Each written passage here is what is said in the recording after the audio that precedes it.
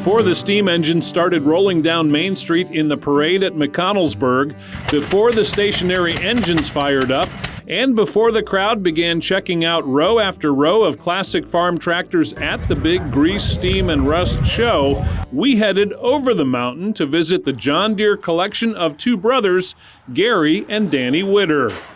I'm Danny Witter. Proud to have you guys here. Quite honored. And again, welcome.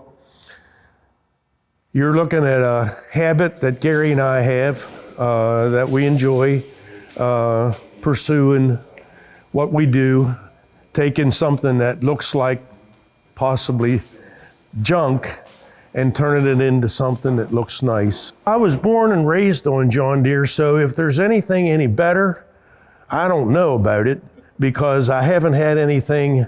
So because Dad had John Deere's, I had to like John Deere's, and to this day, I still farm with some of the stuff you see in the back as the later models.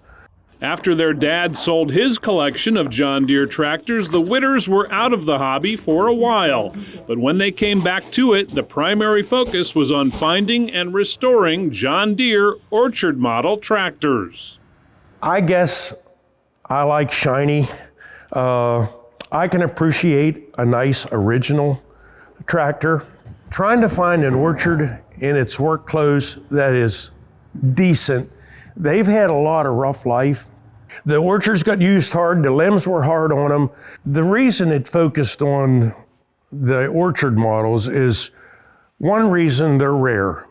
So you might as well restore a rare one as you restore one that they made 100,000 or above, you know. So maybe it'll be worth a little more when life gets toward whether we want to move them on, you know, they might be worth a little more. And again, there's that hunt to try and find a rare one. Hunting for the rare tractors in their collection, the Witters have brought home Orchard models from as far away as California and New Mexico. The renewed collection began with a 1937 AOS tractor, originally owned by the Campbell's Soup Company, that came from a family friend. With the AOS, we learned to know that he had not only the tractor, but the information from Campbell Soup that they bought, farmed land in New Jersey. I'm very impressed for the age of it. They actually gave it a name as a Streamline A with that tin work that was to protect the driver. So being it was a real close friend of ours that we was able to buy it from, having a little story with it made it a little more interesting. And once they got rolling with rare Orchard and low-profile tractors, the fever just didn't cool. I think this was the first 4,000 that we actually was able to purchase and restore. So we're pretty proud of it. But that's what started us when you have the Syncra range, then you're just bound and determined to find a power shift if it's any way possible. This 3020 is one that they only built 9 of, which is always something that you'd want to find. So we were fortunate enough to find the rear end part and the serial number and the information we had that we knew that it was a gas. The dash was there, so we could see it was a gas. It didn't have the stop button. So we knew that there was only 9 built, so we're like, we got to make a tractor out of this.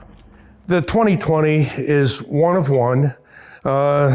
It was a wonderful find. And I think I mentioned to you earlier when we were just chit-chatting that the person I bought it from said John Deere hand built it for him, and I doubted it because I didn't see it in the parts book. So later in years, after it was restored, we read an article in the Green Magazine that there was one of these built. So we were quick to get back to the editor and mention that we have this tractor and here's a picture of it.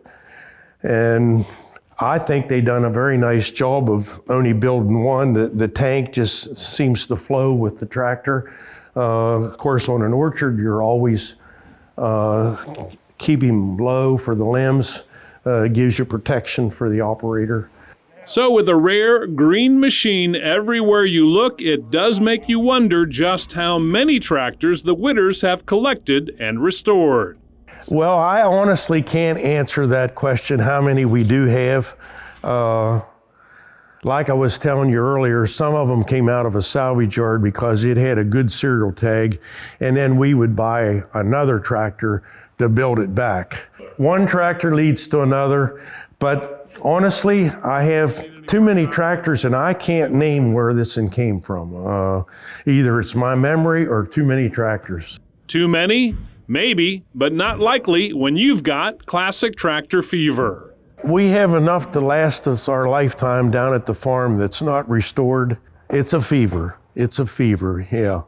So I'm gonna say restoring it is half of the fun, but the hunt, especially something that's rare, is extremely fun to try and find it. And if you do find one and it's a certain transmission, then you want to find that other transmission that John Deere built, just because you can.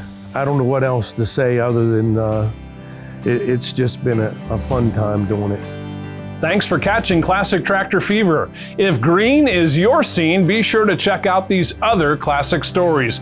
And don't forget to hit the subscribe button to keep those classic tractor stories rolling.